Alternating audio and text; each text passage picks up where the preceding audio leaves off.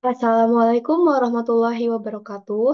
Hai, perkenalkan nama aku Andita Prameswari dengan NPM 22411215 dari kelas manajemen 22DX. Pada kesempatan ini, aku akan menjelaskan sedikit mengenai mengumpulkan informasi dan memindai lingkungan pada mata kuliah manajemen pemasaran. Apa yang dibahas pada bab ini yaitu mengembangkan dan mengimplementasikan rencana pemasaran yang memerlukan sejumlah keputusan. Pengambilan keputusan tersebut merupakan seni sekaligus ilmu untuk memberikan pengetahuan dan inspirasi bagi pengambilan keputusan pemasaran. Perusahaan harus memiliki informasi terbaru yang komprehensif tentang tren makro dan efek mikro tertentu bagi bisnis mereka.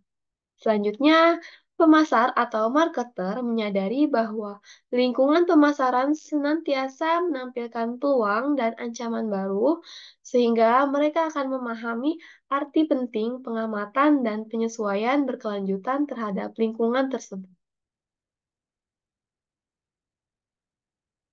Adapun sistem informasi pemasaran modern, yang itu memberikan rincian yang terdalam kepada manajemen tentang keinginan, preferensi, dan perilaku pembeli. Sistem informasi pemasaran atau marketing information system terdiri dari orang-orang, peralatan, dan prosedur untuk mengumpulkan, memilah, menganalisis, mengevaluasi, dan mendistribusikan informasi yang dibutuhkan. Tepat waktu dan akurat bagi pengambilan keputusan pemasaran.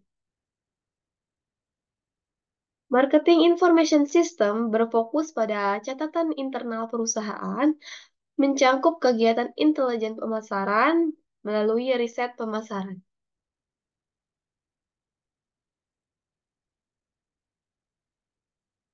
Adapun catatan internal perusahaan dan sistem intelijensi pemasaran adalah perintah untuk pembayaran siklus, database pergudangan atau penambahan data, kemudian adalah penjualan informasi sistem, terakhir ada pemasaran kecerdasan sistem. Yang pertama, order to payment system atau siklus pesanan sampai pembayaran.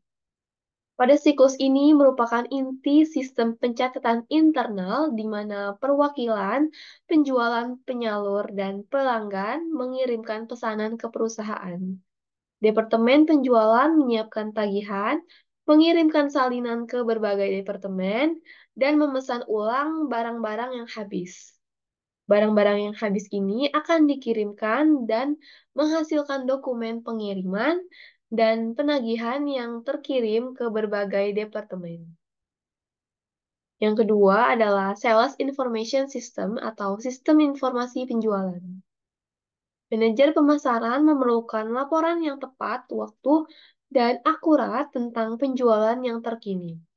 Perusahaan harus menerjemahkan data penjualan secara hati-hati agar tidak menarik kesimpulan yang salah.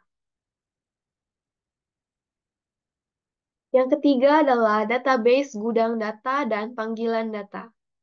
Perusahaan menyimpan database pelanggan, database produk, dan database pelanggan seperti nama, alamat, transaksi lalu.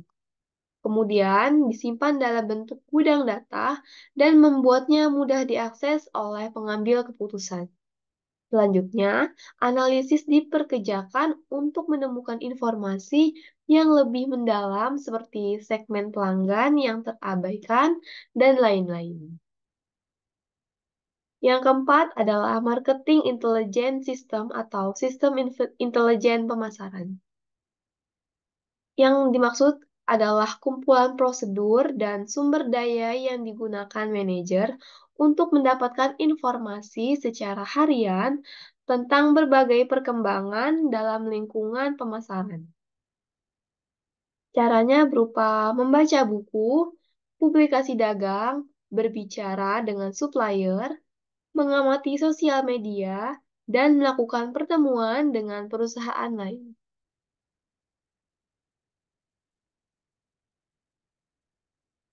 Adapun langkah untuk meningkatkan kualitas marketing intelijen adalah latih tenaga penjualan untuk memindai perkembangan baru. Selanjutnya adalah memotivasi anggota saluran untuk berbagi intelijen. Selanjutnya adalah jaringan secara eksternal. Kemudian ada memanfaatkan panel penasihat pelanggan. Kemudian ada memanfaatkan sumber daya data pemerintah. Selanjutnya adalah informasi pembelian. Dan yang terakhir adalah kumpulkan feedback pelanggan kepada supplier.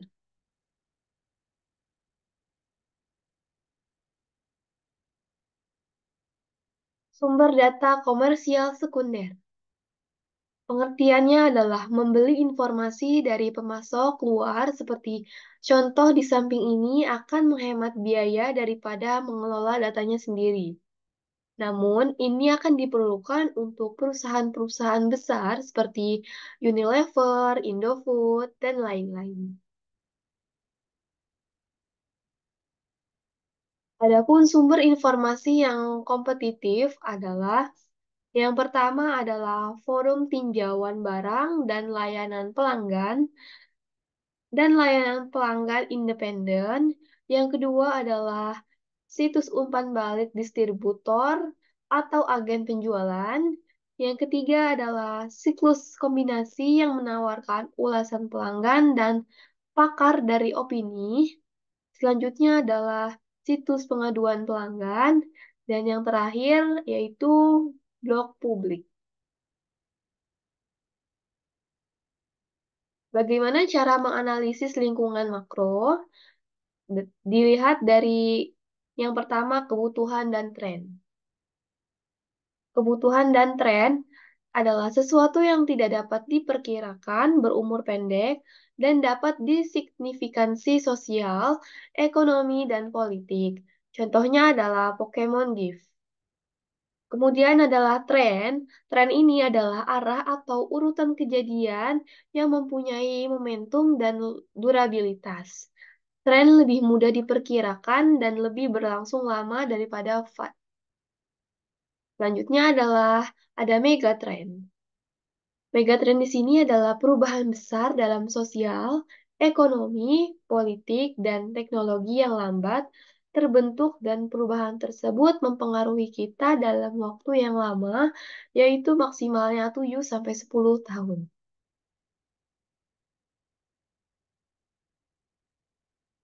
Yang kedua adalah mengidentifikasi kekuatan utama dari tren yang membentuk lanskap bisnis.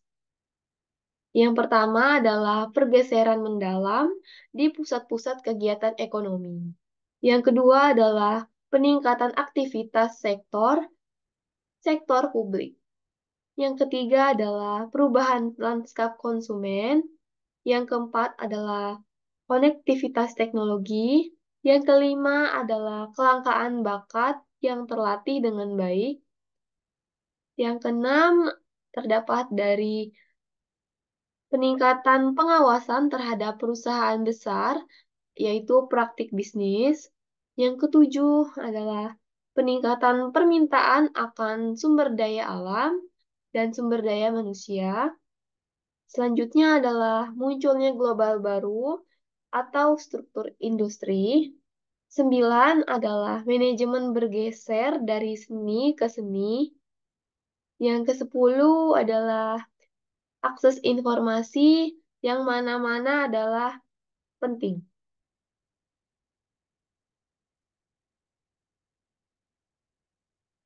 Oke, kesimpulan dari presentasi ini adalah dalam gambaran global yang berubah dengan cepat, perusahaan harus mengamati 6 kekuatan utama. Yang pertama, demografi, ekonomi, sosial, budaya alam, teknologi, dan politik hukum. Pemasaran harus memperhatikan interaksi mereka karena hal ini akan menimbulkan peluang dan ancaman baru. Contohnya adalah pertumbuhan populasi akan menyebabkan pengurangan sumber daya dan polusi alam. Sekian presentasi saya. Terima kasih. Wassalamualaikum warahmatullahi wabarakatuh.